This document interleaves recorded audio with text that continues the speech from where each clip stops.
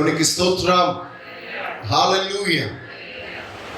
ఈరోజు ఈ 3వ దినాన మనము పరిశుద్ధ దేవుని సన్నిధిలో కూడి ఉండి ఆ మహోన్నతులైన దేవుని మాటలు వినడానికి దేవుడు కృప చూపించాడు.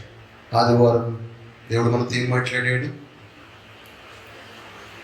ఆత్మీయ ఆలోచన వినుట కొరకు మన చెవులు పెరుగు ప్రభువా అని మనం వేడుకోవాలి. గత దినాన మన ఆత్మీయ గుడ్డితనాన్ని జయించుట ఎట్లు అనే విషయాన్ని మనము నేర్చుకున్నాం. ఈరోజు మరొక నూతనమైన విషయాలు మనం నేర్చుకుందాం. ఈరోజు మన మధ్యనటువంటి మన పాస్టర్ గారు డానియల్ గారు వచ్చి దేవుని యొక్క వాక్యాన్ని మనకు అందిస్తారు. ఈ సమయంలో మనం అందరం కూడా నేరుగా దేవుని వాక్యంలోనికి వెళ్ళిపోదాం. ఇక ఆదివారం, సోమవారము, అలాగే ఈరోజు మంగళవారం, 3వ రోజు ఉపవాస ప్రార్థన కుటుంబంలో దేవుడు ఈ రోజున మనతో మాట్లాడుతున్న వాక్యాంశము 3 అంశాల గురించి ప్రభువారు మనందరితో ఈరోజు మాట్లాడబోతున్నారు. దేవునికి స్తోత్రం కలుగునుగా. మొట్టమొదటి అంశం ఒకసారి మనం చూద్దాం. మొట్టమొదటి అంశం అనగా నీ నిరీక్షణ నిన్ను నిరుత్సాహపరచదు. నీ నిరీక్షణ నీ పక్షంగా దేవుడు ఉన్నాడని ప్రజలకు నిరూపిస్తుంది. దేవునికి స్తోత్రం కలుగునుగా. నిరీక్షణ అనగా మనకు అందరికీ తెలుసు, టైం టేకింగ్. దేవుడు మన జీవితంలో చేయబోతున్నటువంటి కార్యం కొరకు ఎదురు చూచుట నిరీక్షణ. మనం చాలా వాటి కొరకు నిరీక్షణ కలిగి ఉంటాం, ఎదురు చూస్తూ ఉంటాం. ఏ సమయానికి ఆ యొక్క అవసరం తీరాలో, ఏ సమయానికి దేవుడు మన జీవితంలో కార్యం జరిగించాలో ఆయనకి బాగా తెలుసు. దేవునికి స్తోత్రం కలుగునుగా. హల్లెలూయా, హల్లెలూయా. ఒక రోజున ఒక ధనవంతురాలైనటువంటి ఒక స్త్రీ, ఆమెకు ఒక కుమార్తె ఉంది. వారిద్దరు కూడా షాపింగ్కి వెళ్ళారు. వెళ్ళి, అమ్మా నా దగ్గర చాలా డబ్బు ఉంది. ఎంత డబ్బు ఉంది? ఈ ప్రపంచాన్ని కొనగల డబ్బు ఉంది. కాబట్టి ఈ షాపింగ్లో నేను విడిచిపెడుతున్నాను. టికెట్ కావాలంటే కొనుక్కో, నేను బిల్ చేస్తాను అన్నది అని చెప్పి పాపను విడిచిపెట్టింది. ఆమె మొత్తం అంతా సరౌండింగ్ చేసి అన్ని చూచి ఒక ఐటమ్ని సెలెక్ట్ చేసుకొని బిల్లు వేసే టైంకి అమ్మకి చూపించింది. అమ్మ నాకు అది కావాలి అని చూపించింది.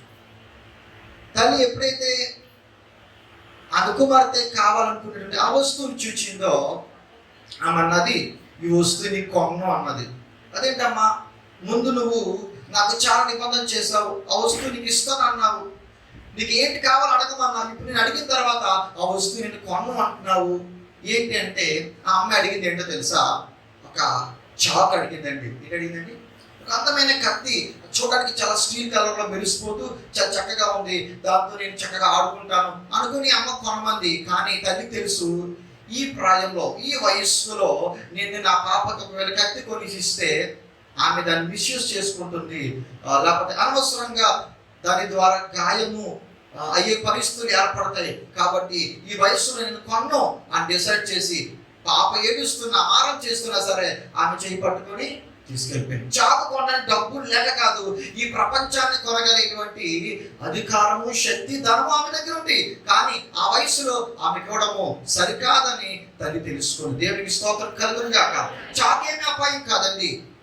ఒక వయసుకు వచ్చేసరికి ఆ చాకు వల్ల కూరగాయలు కట్ చేసుకోవచ్చు, ఆహార పదార్థాలు కట్ చేసుకోవచ్చు, చక్కగా దాని ద్వారా ఆ ఆకలి కూడా తీర్చబడుతుంది. చాలా విషయాల్లో కూడా పెద్దవాళ్ళకి చాకు ఎంతగానో ఉపయోగపడుతుంది.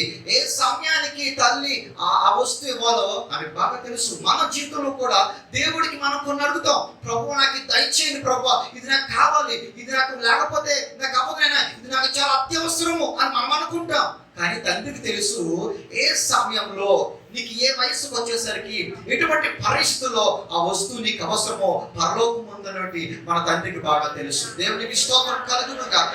మన నిరీక్షణ దేవుడు మనకి ఇచ్చేంత వరకు కూడా మన నిరీక్షణ మనం కొనసాగించాలి.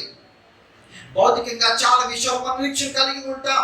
గృహం కట్టుకునే విషయంలో, ఉద్యోగం చేసే విషయంలో, ఏంటి చాలా విషయాల్లో ఒక నిరీక్షణ మనం కలిగి ఉంటాం. వెంటనే ఆ కార్యం జరుగు, ఏ పీరియడ్ టైం ఉంటుంది. కొంతకాల వ్యవధి ఉంటుంది. ఆ కార్యాన్ని మనం చూడడానికి, ఆ వస్తువును మనం పొందుకోవడానికి. దేవునికి స్తోత్రం కలుగును గాక. ఈరోజు దేవుని సముఖంలో వచ్చిన ప్రతి ఒక్కరు కూడా ఒక నిరీక్షణ కలిగి ఉన్నారు. దేవుడు ఖచ్చితంగా నా జీవితంలో కార్యం చేస్తాడు. ఆయన నన్ను లేవనెత్తే దేవుడు. దేవుడు నా అప్పుల బంధకం నుంచి ఆయన తొలగించడానికి శక్తిమంతుడు. దేవుడు నాకు మంచి ఉద్యోగం ఇవ్వడానికి ఆయనకు సమర్థుడు. దేవుడు నాకు సాటి అయిన సహాయము అందించుటకు ఆయన సమర్థుడు అని అనేక రకాలుగా అనేకమైన అవసరాలు బట్టి ఇక్కడికి వచ్చిన ప్రతి ఒక్కరు కూడా దేవుని యొక్క ఒక నిరీక్షణ కలిగి ఉంటారు. అయితే దేవుడు చెప్తాడు, మొట్టమొదటిసమా నీ నిరీక్షణ నేను నిరుత్సాహపరచదు. నీ నిరీక్షణ నీ పక్షంగా దేవుడు ఉన్నాడని ప్రజలందరికీ నిరూపిస్తుంది. దేవునికి స్తోత్రం కలుగును గాక. ఒకసారి మన బైబిల్ గ్రంథంలో చూద్దామంటే చాలా మంది భక్తులు నిరీక్షణ కలిగి వారు ఉన్నారు, కానీ అందులో మంచి ఒక ఉదాహరణ మీకు చూపించాలని ఆశపడుచు ఉన్నాను. ఆదికాండము 37వ అధ్యాయము 5వ వచనం చదువుకుందాం. యోసేపు ఒక కలకని అది తెలియచెప్పగా అతడు వారిని చూచి, నేను కనిన ఈ కలను మీరు దయచేసి వినుడి. అదేమనగా, మనం చేనులో పనులు కట్టుచుంటిమి, నా పనులేచి నిల్చుండగా నీ పనులు నా పనులు చుట్టుకొని చెప్పాను. నీవు నిశ్చయముగా మమ్మల్ని ఎలుదువా, మా మీద నీవు అధికారి అవుదువా అని అతనితో చెప్పి అతని కళలు బట్టి అతని మాటలు బట్టి అతని మీద మరింత పక్కపట్టివి. చాలండి ప్రియమైన దేవుని బిడ్డలారా, చదవబడిన ఈ యొక్క లేఖన భాగం మనకందరికి బాగా సుపరిచితము. చాలా పర్యాయములు మన దైవజనులు మనకందరికీ వివిధ రకాలుగా బోధించి ఉన్నారు యోసేపును గురించి. అయితే నిరీక్షణ విషయంలో యోసేపు యొక్క పాత్రను ఒకసారి మనం చూద్దామండి. యోసేపు చిన్నతనంలో మేబీ యవనస్తుడు యవన ప్రాయంలో ఉన్న సమయంలో బహుశా 15 సంవత్సరాలు 17 వయసులో దేవుడు అతనికి ప్రత్యక్షమే కలలో ఒక దర్శనం అతనికి ఇచ్చారండి. ఒక కళ కన్నాడు యోసేపు. అది ఏం కళ అంటే, అతను ఒక విత్తనం వేశారండి. విత్తనం వేసిన తర్వాత అది మొలకొచ్చింది, పనులుగా మారేయండి. అయితే అతను వేసిన పన నించుంది, చుట్టూ ఉన్నటువంటి పనులన్నీ కూడా అతను ఏం చేసినట సాష్టంగా పడి ఉన్నాయి. ఆ కళను తన సహోదరులకు చెప్పాడు. సహోదరులారా, ఇదిగో ఈ కళ నేను కన్నానని చెప్తే వారందరూ ఇదిగో ఏంటి, నీ యొక్క పనకు మేమందరం కూడా సాష్టాంగ పడతామా, మేమందరం నీకు నమస్కారం చేస్తామా, మేమందరం నీకు పెద్దవాళ్ళము, నీకు అన్యులు మేమందరము, నీకు మేము సాష్టాంగం పెట్టి నమస్కారం చేస్తామా?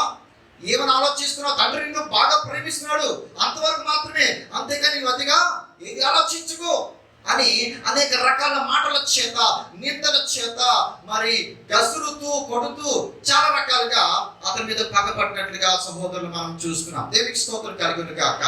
హల్లెలూయా. ఎంతగా అతని మీద పగపట్టారంటే, ఏ విధము చేతనైనానో వీడు మన దగ్గర ఉండకూడదు, వీడు మనం నాశనం చేసేయాలి, లేదా చంపేయాలి, లేదా అక్కడి నుంచి ఎక్కడికైనా పంపించేయాలి ఒక ఆలోచన కలిగారు. ఆ ఆలోచన చేయడానికి ఒక సరైన సమయం సహోదరులందరికీ దొరికేసింది. ఆ సమయంలో యోసేపు ఒంటరిగా వారి దగ్గరకు భోజనం పట్టుకుని వెళ్ళినప్పుడు యోసేపును వారు కొట్టి బురద గుంతలో పడేసి వారికి కొంతసేపు అయిన తర్వాత అక్కడ ఉన్న వేరు యుద్ధులు ఆమె వేయడం జరిగింది. అక్కడి నుంచి ఐగుప్తు దేశానికి వెళ్ళారు. అక్కడ మరి పనివాడిగా ఉన్నారు, చాలా పనులు చేశారు, బానిసత్వంగా ఉన్నారు చాలా సంవత్సరాలు. అలా ఉన్న తర్వాత కొద్ది రోజుల తర్వాత తనకు చాలా అక్కడ బాధ కలిగింది, ఇబ్బందులు కలిగాయి, అవమానం కలిగింది. చెరసాలలో వేయబడ్డాడు, కొట్టబడ్డాడు, చాలా అవమానాలు కలిగాయి. అన్ని పరిస్థితుల్లో యోసేపు కలిగింది ఏంటంటే అతను కలిగిన నిరీక్షణ. దేవునికి స్తోత్రం కలుగును గాక. హల్లెలూయా, హల్లెలూయా. ఏ విధము చేతనైనానో దేవుడు నాకు ఇచ్చినటువంటి కళ ఏదైతే ఉందో, ఏ విధము చేతనైనానో దేవుడు నాకు ఇచ్చిన దర్శనం ఏదైతే ఉందో, ఏ విధము చేతనైనో దేవుడు నాకు ఇచ్చిన వాగ్దానం ఏదైతే ఉందో అది ఆయన జరిగిస్తాడు. దేవునికి స్తోత్రం కలుగును గాక.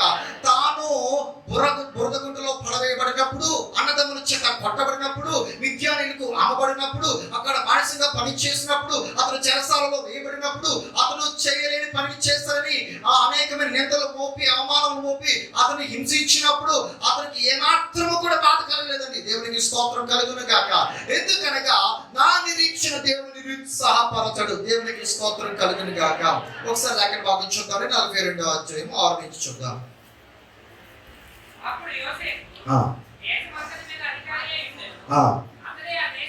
అతడు ఆ దేశ ప్రజలందరికీ ధాన్యం అమ్మకము చేయువాడు కనుక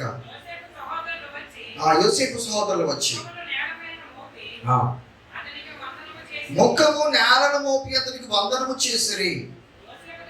యోసేపు తన సహోదరులు చూచి వారిని గుర్తుపట్టి వారికి అన్యుల వలె కనబడి వారితో కఠినముగా మాట్లాడి, మీరు ఎక్కడ నుండి వచ్చిందని అడిగాను.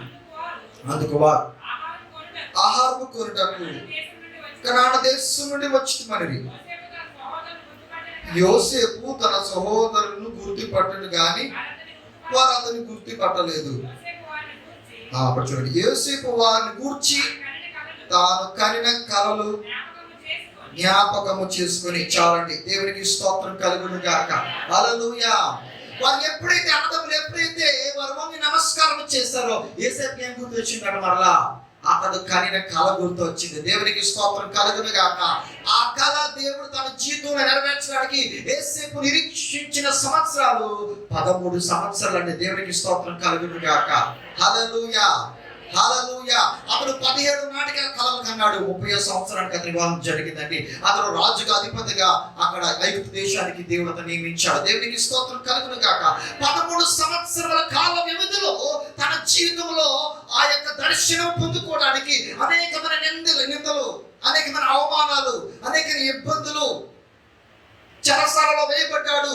చేయలేని పనికి చేశారని ఆ నేరం మోపబడింది. చాలా చిత్రహింసలు అనుభవించే పరిస్థితి ఏర్పడింది. కానీ తన నిరీక్షణ ఏమాత్రం కూడా కోల్పోలేదు. దేవుని కృప తనకు తోడుగా ఉన్నది. దేవునికి స్తోత్రం కలుగును గాక. హల్లెలూయా. యోసేపు చేసిన ప్రతి పనిపాటులో, యోసేపు ఆలోచించిన ప్రతి ఆలోచనలో, యోసేపు వెళుతున్న ప్రతి ప్రదేశంలో దేవుని కృప యోసేపుకు తోడుగా ఉన్నది కనుక యోసేపు నిరీక్షణ ఏమాత్రం తగ్గిపోలేదు. యోసేపు నిరీక్షణ ఏమాత్రం కూడా నిరుత్సాహం కాలేదు.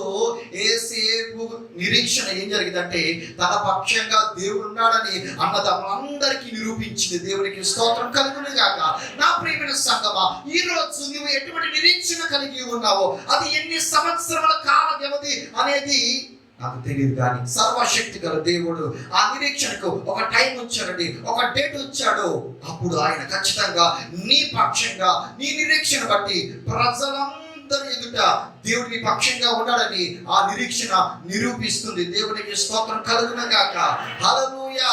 అన్నదమ్ములందరూ అనుకున్నారు, వీడికి మేము నమస్కారం చేయలేని అనుకున్నారు. ఓ తండ్రి తల్లి అనుకున్నారు, వీడికి మేము నమస్కారం చేయలేని అనుకున్నారు. కానీ దేవుడు అతనికి ఇచ్చిన దర్శనము, అతనికి ఇచ్చిన ప్రత్యక్షత, అతనికి ఇచ్చిన వాగ్దానం ఏదైతే ఉందో అది ఖచ్చితంగా అతను కలిగిన నిరీక్షణను బట్టి ఖచ్చితంగా 13 సంవత్సరాలు వేచి ఉన్నాడండి.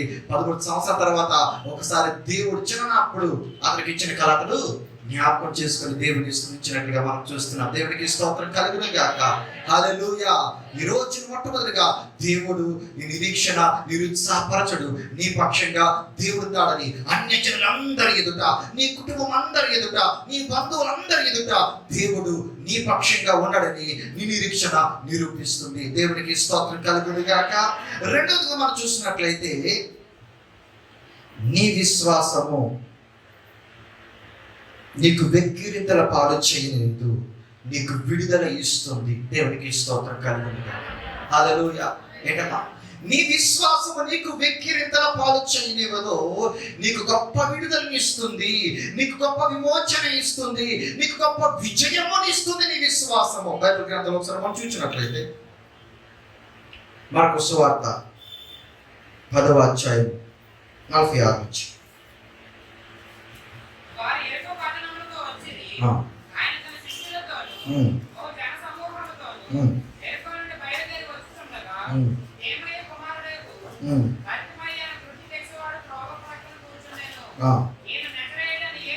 ఈయన నజరేయుడైన యేసు అని వాడు విని, దావీదు కుమారుడా యేసు కేకలు వేయి మొదలు పెట్టెను. ఊరకుండమని అనేకులు వారిని గద్దించిరి గాని వాడు, దావీదు కుమారుడా, నన్ను కరుణింపుమని మరి ఎక్కువగా కేకలు వేసెను. అప్పుడు యేసు నిలిచి వారిని పిలువడని చెప్పగా వారి గుడ్డి వారిని పిలిచి, ధైర్యము తెచ్చుకునము, ఆయన నిన్ను పిలుచుచున్నాడు రమ్మని వారితో చెప్పి, అంతటి వాడు బట్టను పారవేసి దిక్కున లేచి యేసు వద్దకు వచ్చాను. యేసు, నేను నీకేమి చేయగూర్చున్నానని వారిని అడగగా, అగురుడివాడు, బోధకుడా, నాకు దృష్టి కలుగ చేయమని ఆయనతో అనెను. అందుకు యేసు, నీ వెలుగు, నీ విశ్వాసము నిన్ను స్వస్థపరచునని చెప్పెను. వెంటనే వాడు త్రోవను ఆయన వెంట చూపు పొంది వెళ్ళెను. దేవునికి మహిమ కలుగును గాక. హల్లెలూయా. ఇక్కడ ఒక గుడి భిక్షగాన్ని మనం చూస్తున్నాం. అతడు కలిగిన విశ్వాసము అతన్ని వెక్కిరింత పాలు చేయలేదు. అతడు కలిగిన విశ్వాసమును బట్టి అతడు గొప్ప విడుదల పొందినట్లుగా ఇక్కడ లేఖన భాగములు మనకు స్పష్టీకరంగా తెలియజేస్తున్నాయి. దేవునికి స్తోత్రం కలుగును గాక. హల్లెలూయా. యేసు ప్రభు ఆ మార్గము గుండా వెలిచి ఉండగా అక్కడ ఈ గుడ్డి భిక్షగాడు యేసు ప్రభువుకి కేకలు వేస్తున్నాడు. ఆయన యేసు అని ఎరిగి, నజరేయుడైన యేసు అని ఎరిగి, ఈయన గొప్పవాడు కదా, ఈయన సర్వశక్తిమంతుడు కదా, ఈయన దగ్గరికి నేను వెళ్తే ఆయన ఖచ్చితంగా నా యొక్క గుడితనమును, నా అంధత్వమును ఆయన తొలగింప చేస్తాడు. ఈయన ఒక్కరు మాత్రమే సమర్థుడు. నా యొక్క ఈ పరిస్థితిని మార్చడానికి యేసుకు మాత్రమే సాధ్యము తప్ప మరి ఈ లోకములో ఎవరు చేయలేరు అని బలమైన విశ్వాసం కలిగిన వాడు.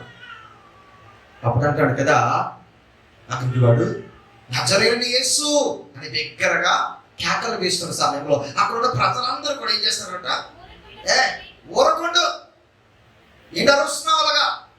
యేసు ఎవరు అనుకున్నావు? ఆయన ఎంత పెద్దవాడు అనుకున్నావు? నీ దగ్గరికి వస్తాను అనుకున్నావా? నీ పక్షంగా కార్యం చేస్తాను అనుకున్నావా? నీవు గుడ్డివాడువు, నువ్వు ఊరుకో, నోరు మూసుకున్నాడు అని చెప్పి అతను అందరూ ఏం చేస్తున్నారు? గద్దిస్తున్నారు, గసిరేస్తున్నారు, చిన్న చూపు చూస్తున్నారు, వెలివేస్తున్నారు. కానీ అతని విశ్వాసం మాత్రం ఏ మాత్రం కూడా తగ్గలేదు. యేసు ప్రభు తన వైపు చూచేంత వరకు కూడా, దావీదు కుమారుడా, నన్ను దాటిపోవద్దు నాయనా, కరుణించు తండ్రి అని దగ్గరగా కేకలు వేస్తున్నాడు. దేవునికి స్తోత్రం కలుగును గాక. యేసు వెంటనే వాడి వైపు చూచిన వెంటనే అక్కడ మనుషులు అందరూ ఏమన్నారట, వారిని పిలువుడని చెప్పగా వారి గుడ్డివాడిని పిలిచి, ధైర్యము తెచ్చుకొనము, ఆయన నిన్ను పిలుచుచున్నాడు. దేవునికి స్తోత్రం కలుగును గాక. యేసయ్య నీతో మాట్లాడితే, యేసయ్య నిన్ను పిలిస్తే నీకేం కలుగుతుందమ్మా? ధైర్యము. ఎవరు చెప్తారా మాట? ఎవరైతే ఊరుకో, ఎవరైతే నోరు మూసుకో, ఎవరైతే నీ విశ్వాసం బట్టి నీ కార్యం జరగదు అని ఎగతాలుగా మాట్లాడుతున్నారు, గర్తిస్తున్నారో, ఇప్పుడు వారు ఏమన్నారంటే, నీ ధైర్యం తెచ్చుకో, యేసు నిన్ను పిలుస్తున్నారు. దేవునికి స్తోత్రం కలుగును గాక.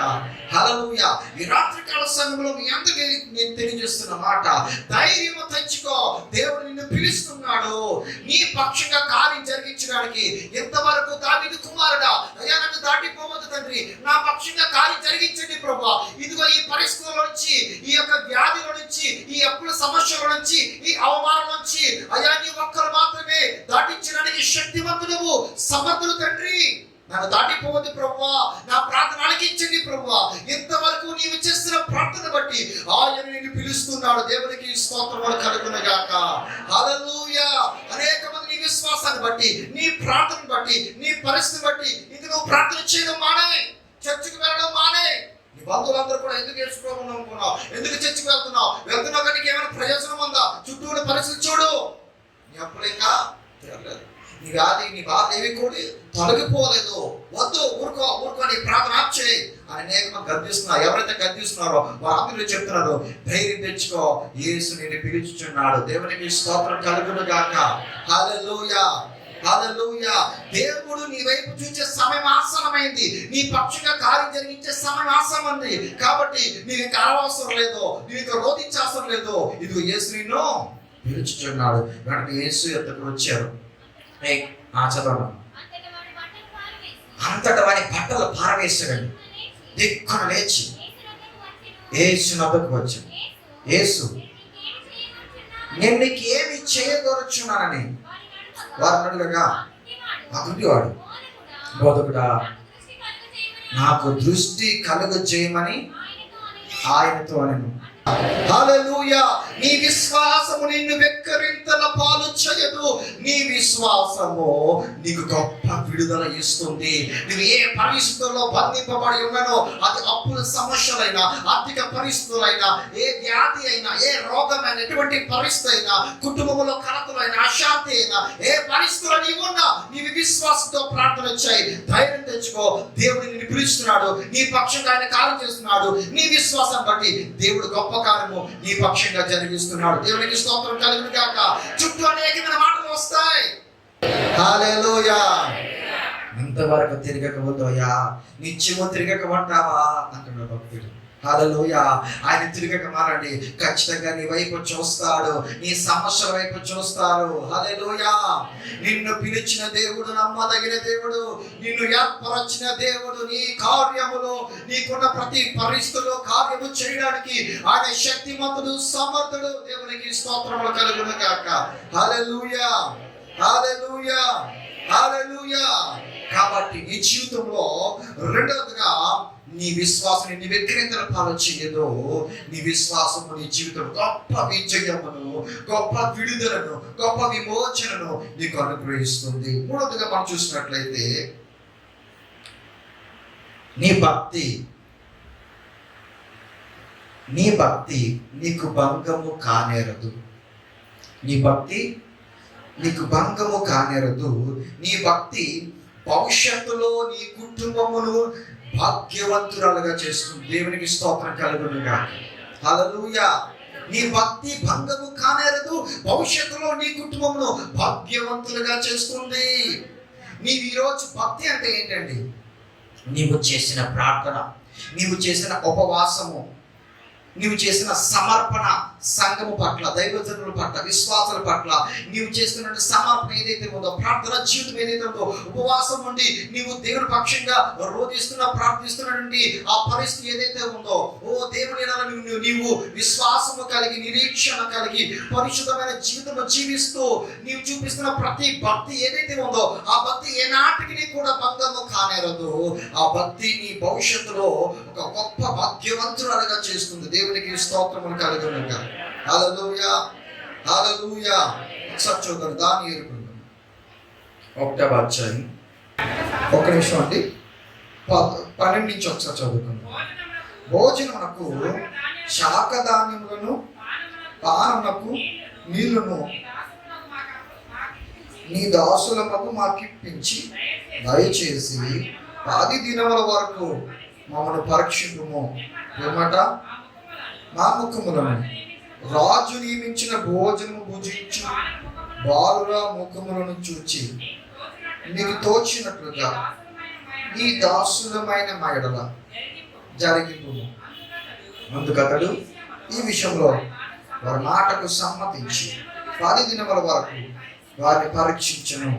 10 దినములైన పిమ్మట వారి ముఖములు రాజు భోజనము భుజించి బాలురందరి ముఖముల కంటే సౌందర్యముగా కలగాను కనబడగా రాజు వారికి నియమించిన భోజనమును, పానము కొరకిన ద్రాక్షరసమును ఆ నియమకుడు తీసివేసి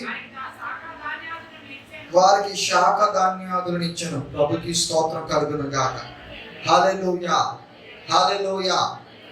ఇక్కడ మనం చూసినట్లయితే దానియేలు, శద్రకు, మెషకు, అబేద్నెగో జీవితంలో మనం చూసినట్లయితే వారి భక్తిని ఇక్కడ మనం చూస్తున్నామండి. వారు దేవుని యందు కలిగిన భక్తి ఏదైతే ఉందో, ఆ భక్తి ఏనాటికి కూడా దేవుడు వారిని భంగపరచలేదు. కానీ వారు చూపించిన భక్తి వారిని అధిపతులుగా చేసింది, ప్రధానులుగా చేసింది. దేవునికి స్తోత్రం కలుగును గాక. హల్లెలూయా. ఇశ్రాయేలు దగ్గర నుంచి బబులోను వాళ్ళు కొంతమంది యవనస్తులు తీసుకుని వచ్చారండి. రాజు చెప్పారు, ఇదిగో రాజనగరంలో ఉండడానికి కొంతమంది యవనస్తులు మీరు తీసుకురండి. వారు ఎలా ఉండాలంటే 4వ వచనంలో మనం చూస్తున్నాం. వారు ఎలా ఉండాలంటే ఇశ్రాయేలు రాజవంశీయులు ముఖ్యులై లోపములైన సౌందర్యమును, సకల విద్య ప్రావీణ్యతయు, జ్ఞానమును కలిగి తత్వజ్ఞానము తెలుసుకున్న వారై రాజు నగరునందు నిలువదగిన కొందరును రప్పించిరి. కల్దీయుల విద్యను, భాషను నేర్పించారు. రాజుకు కావాల్సినటువంటి నెబుకద్నెజరుకు కావాల్సినటువంటి క్వాలిఫికేషన్స్ ఏమండి? రాజనగరంలో ఉన్న వారందరికీ కూడా ఆ బాలు ఎలా ఉండాలి? సౌందర్యంగా ఉండాలి, సకల విద్యలో ప్రావీణ్యత కలిగి ఉండాలి, జ్ఞానం ఉండాలి, తత్వజ్ఞానంలో ఉండాలి, వారి కల్దీల భాషను కూడా నేర్చుకోవాలి. రాజుకు కావాల్సిన క్వాలిఫికేషన్స్ అవండి. సో అవన్నీ కూడా దానియేలు, శద్రకు, మేషకు, అబేద్నెగో ఎందరిలో కూడా ఉన్నాయి. కాబట్టి వారందరినీ ఏర్పరచుకున్నారు. అయితే రాజు ముందు నిలబడడానికి కాబట్టి కొన్ని దినాలు వారందరినీ కూడా మంచి ఆహారం చేత మరి వారిని పోషించండి, వారు చక్కగా సౌందర్యంగా ఉండాలని చెప్పారు. అయితే రాజు చెప్పే ఆహారం ఏంటండి? మాంసము, ద్రాక్ష రసము. ఇవి బాగా తింటే ఎలా ఉంటారు? చాలా సౌందర్యంగా, బలాఢ్యులుగా, ఆ రాజనగరానికి కావాలగా చక్కగా ఉండడానికి పనికి వస్తుంది. కాబట్టి ఆహారం పెట్టమని అన్నారు. అయితే దానియేలు మాత్రం ఏమన్నాడు? అయ్యా, మాకు ఆ మాంసములు కానీ ఆ యొక్క ద్రాక్ష రసంగా మాకు వద్దు ప్రభా, శాఖ ధాన్యాలు కావాలి. దేవునికి స్తోత్రం కలుగును గాక. ఎందుకంటే ఏ విషయాన్ని బట్టి కూడా మా దేహమును కానీ మా మనస్సును కానీ మేము అపవిత్రం చేసుకోము. దేవునికి స్తోత్రం కలుగును గాక. హల్లెలూయా. కాబట్టి మాకు శాఖ ధాన్యాలు కావాలంటే అక్కడ అధిపతి ఏమన్నారు? నపుంసకుల అధిపతి అస్పేన జీవనం అంటే ఎలా కాదు నాన్న, అలా చేస్తే అవ్వదు. ఎందుకంటే రాజు ఒకవేళ అతని ముందు మీరు నిలబడినప్పుడు మీరు పక్క చిక్కిపోయి ఉంటే, లేకపోతే సౌందర్యం లేకపోతే నన్ను చంపేస్తారు, నన్ను ప్రశ్నిస్తారు, కాబట్టి నేను చంపేద్దాం అనుకున్నావు ఏంటి అన్నప్పుడు దానియేలు మాట్లాడతారు. ఒకసారి చదవండి.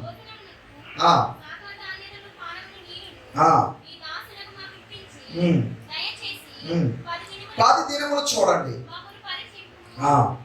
పిమ్మట మా ముఖము రాజు నియమించిన భోజనం భుజించు బాలుల ముఖమును చూచి నీకు తోచినట్టుగా చేయండి జరిగిపోము. అందుకతడు ఈ విషయంలో వారి మాట సమ్మతించి 10 దినముల వరకు వారిని పరీక్షించను.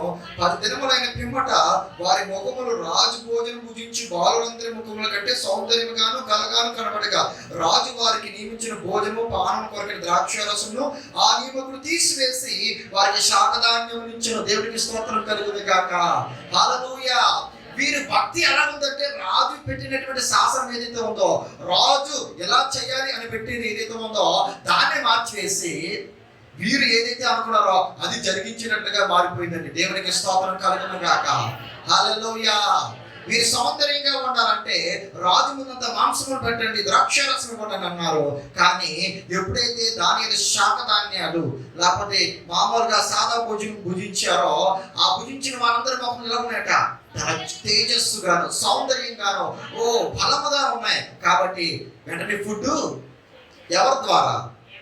దానియేలు ద్వారా. దేవునికి స్తోత్రం కలుగును గాక. హల్లెలూయా. హల్లెలూయా. దానియేలు ప్రధానుడిగా అయిన తర్వాత ఏ రకమైన దానియేలు ఈ యొక్క ప్లేస్ నుంచి మనం తీసివేయాలి. కాబట్టి దానియేలు ఇదొక నింద మోపాలని చెప్పి వారందరూ పన్నాగం పని, రాజా ఇదిగో కొన్ని దినాలు శాసనం పెట్టు. ఏంటంటే ఇదిగో రాజుకు తప్ప మరి ఎవరికి మీరు మనం చేయకూడదు, ప్రార్థన చేయకూడదు అని పెట్టండి రాజా అంటే రాజు చేశారు. కొన్ని దినాలు ఇదిగో నాకు తప్ప, నా విగ్రహం తప్ప మరి ఎవరికి మీరు మొక్కకూడదు, ఎవరికి మనం చేయకూడదు అనగా ఆ యొక్క నియమము, ఆ కట్టడి ఏదైతే ఉందో దానికి తెలిసినా సరే దానిని ఏం చేస్తున్నాడు? దేవునికి ప్రార్థన చేస్తున్నాడు. దేవునికి స్తోత్రములు కలుగును గాక. దేవుని ఆరాధిస్తున్నాడు. తన చుట్టూ ఉన్న పరిస్థితులు ఏమాత్రం కూడా చూడట్లేదు. రాజును చంపేస్తారా పర్వాలేదు, కానీ నేను యెహోవానే ఆరాధిస్తాను. తన ముమ్మారు దేవునికి రోజు ముమ్మారు ప్రార్థన చేస్తున్నాడు. దేవునికి స్తోత్రం కలుగును గాక. కానీ తన భక్తి ఏం చేసిందంటే తాను ఎక్కడ పడవేసినా, ఎటువంటి భూమిలో ఉన్నా సరే, ఎటువంటి అగ్ని గుండంలో ఉన్నా సరే వారు ప్రార్థిస్తున్నారు. కాబట్టి వారి భవిష్యత్తులో దేవుడు వారిని గొప్ప భాగ్యవంతులుగా చేశారు. దేవునికి స్తోత్రం కలుగును గాక. ఎంత భాగ్యవంతులు అంటే దానియేలు కొలిచిన దేవుడే నమ్మదగిన దేవుడు. ఆ దేవుడికి తప్ప మరి ఏ దేవుని ఎవరు కూడా కొలవకూడదు. దేవునికి స్తోత్రం కలుగును గాక. హల్లెలూయా. రాజు శాసనమే మార్చేటువంటి ఒక గొప్ప భాగ్యవంతమైన భక్తిని దానియేలు చూపించినట్లుగా మనం చూస్తున్నాం. దేవునికి స్తోత్రములు కలుగును గాక. మరొక విషయాన్ని ఇక్కడ మనం చూస్తున్నామండి. 17వ వచనం ఒకసారి చదవండి. 1:10. ఈ నలుగురు బాలుల సంగతి ఏమనగా దేవుడు వారికి జ్ఞానమును సకల శాస్త్ర ప్రావీణతయు వివేచని అనుగ్రహించును. మరియు దానియేలు సకల విధములకు దర్శనములను, స్వప్న భావములను గ్రహించు తెలివి గలవాడై ఉండెను. దేవునికి స్తోత్రం కలుగును గాక. నీవు చూపించే భక్తి ఏదైతే ఉందో భవిష్యత్తులో ఆ భక్తి ద్వారా గొప్ప ప్రయోజనం కలుగుతుందండి. ఏమనగా అసలు వాస్తవానికి రాజుకి అతను అనుకున్నాడు, నాకు తత్వ జ్ఞానం కలిగి ఉండి, సౌందర్యంగా ఉండి, బలాఢ్యంగా ఉండి, తెలివి ఉండి, భాష వస్తే చాలా అనుకున్నారు. కానీ రాజుకు ఒక కళ కంటాడనే కళ మర్చిపోతాడు, రాజుకు తెలియదు. కానీ దానియేలు భక్తి కలిగి ఉన్నాడు కాబట్టి భవిష్యత్తులో రాజు ఒక కళ కంటాడు, ఆ కళ భావములు చెప్పగలిగేటువంటి ఒక మంచి వ్యక్తి దానియేలని దేవుడికి తెలుసు. దేవుడికి స్తోత్రం కలుగును గాక. అతడు చూపించిన భక్తి దేవుడు అతనికి ఏమి ఇచ్చాడంటే భవిష్యత్తులో రాజ్య అవసరం తీర్చేటువంటి ఒక శక్తివంతమైనటువంటి కలభావం అర్థం చెప్పగలిగినటువంటి ఒక అభిషేకమును దేవుడు దానికి ఇచ్చాడు. దేవుడికి స్తోత్రం కలుగును గాక. హల్లెలూయా, హల్లెలూయా కదండి. దానియేలునండి మరియు దానియేలు సకల విధములకు దర్శనములను స్వప్న భావములను గ్రహించు తెలివి గలవాడై ఉండేను. రాజుకు కావాల్సింది అసలు అవసరమేదండి. ఎప్పుడైతే అతను అతను కనిన కళ మర్చిపోయాడో చాలా సతమతమైపోతున్నాడు, చాలా ఇబ్బంది అయిపోతున్నాడు. ఆ యొక్క రాజ్యంలో ఉన్నటువంటి గారడి వారిని, తెలివైన వారిని, జ్ఞానవంతులు అందరినీ పిలిచేశాడు. కానీ ఏ ఒక్కరో కూడా ఒక కళ చెప్తే ఆ కళ బాగా ఎవరైనా చెప్తారు, కానీ నేను ఆ కళగానని దాన్ని మర్చిపోయి చెప్పాలంటే అది దేవజనుడు తప్ప మరి ఎవరికి సాధ్యము కాదు. దేవునికి స్తోత్రము కలుగును గాక. హల్లెలూయా. అది దేవుని యందు భక్తి కలిగి భవిష్యత్తును ఎరిగిన వాడికి తప్ప మరి ఎవరికి సాధ్యము కాదని రాజు గ్రహించి దానియేలుని పిలిపించారంటే దేవునికి స్తోత్రం కలుగును గాక. హల్లెలూయా, హల్లెలూయా. అతను చూపించిన భక్తి ఏదైతే ఉందో భవిష్యత్తులో రాజుకు కలిగిన కళ ఏదైతే ఉందో దాని భావం అర్థం చెప్పగలిగిన అభిషేకమును దేవుడు అతను చూపించిన భక్తి ద్వారా దేవుడు దాన్ని అనుగ్రహించారు. దేవునికి స్తోత్రం కలుగును గాక. కనుక ఈ రోజు నీవు చేసిన భక్తి ఏదైతే ఉందో, నీ భర్తను మార్చడానికి చేసిన ప్రార్థన ఏదైతే ఉందో, నీ కుటుంబాన్ని మార్చడానికి చేసిన భక్తి ఏదైతే ఉందో, వారిని కూర్చి చేసిన ఉపవాసం ఏదైతే ఉందో, నీ జీవితంలో కార్యపక్షంగా చేసినటువంటి భక్తి ఏదైతే ఉందో అది ఏనాటికి నీ భంగము కానేరదు.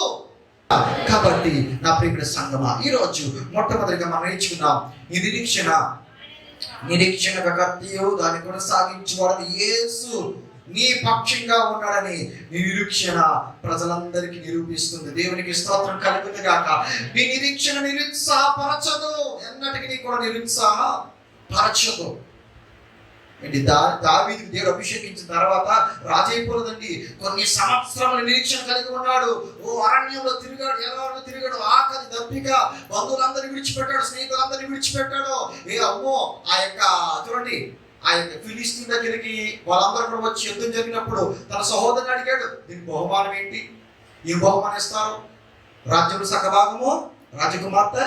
అది ఏమైనా పొందుకున్నాడా? వెంటనే ఏమి పొందుకోలేదు, అవన్నీ కోల్పోయాడు.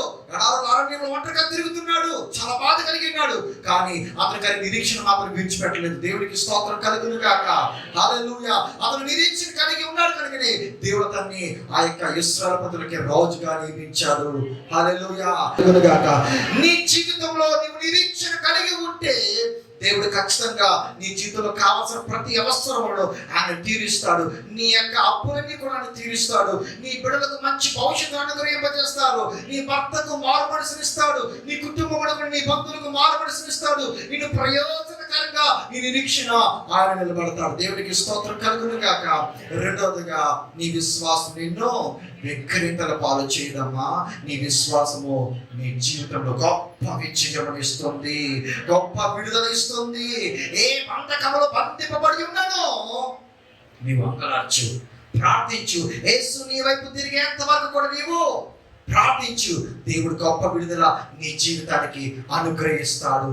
మూడవదిగా నీ భక్తి భంగము కానేరదు. నీవు ప్రభు దగ్గర కాల్సిన ప్రతి కన్నీటి పుట్టి కూడా ఆయన దగ్గర కన్నీరు దాచి ఉంచాడమ్మా. ఎంత కన్నీరు పెట్టావో మనుషులందరూ దాన్ని వ్యక్తిగతంగా చూస్తున్నారు, దాన్ని భంగం చేయాలని ఆలోచిస్తున్నారు. కానీ నీ భక్తిని ఎవరు కూడా భంగము చేయలేరు. దేవునికి స్తోత్రం కలుగును గాక. దేవుని దగ్గర నువ్వు చేసిన ప్రతి ప్రార్థన ఏదైతే ఉందో, దేవుని దగ్గర నువ్వు అంగలార్పు ఏదైతే ఉందో, విజ్ఞాపన చేసే విజ్ఞాపన ఏదైతే ఉందో, అది ఏ మాత్రము కూడా భంగము కానేరదు. దేవునికి స్తోత్రం కలుగును గాక. నీ ప్రతి ప్రార్థన ఆయన వింటున్నాడు. ఆ ప్రార్థన ఆయన జవాబును అనుగ్రహిస్తాడు. దేవునికి స్తోత్రం కలుగును గాక. నీ భక్తి భంగము కానేరదు.